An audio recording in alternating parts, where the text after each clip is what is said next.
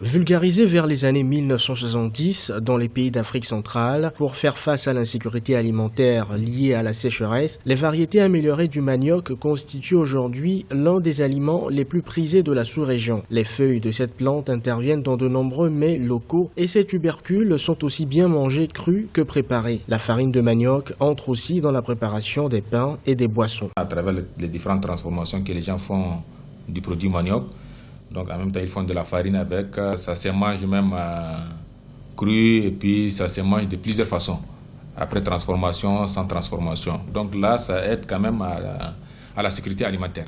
Et de deux, à travers les produits qu'ils envoient au marché, quand même ça aide à subvenir aux besoins des ménages. Grâce au projet production durable du manioc en Afrique centrale et intégration au marché, initié par le pôle régional de recherche appliquée au développement des systèmes agricoles d'Afrique centrale, certaines variétés de manioc ont été améliorées, multipliées et reproduites en milieu paysan pour une production adaptée aux aléas climatiques. Le projet manioc, c'est un de nos meilleurs projets du point de vue des résultats.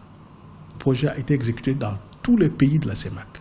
Nous avons pu appuyer un laboratoire qui a une vocation régionale à Brazzaville.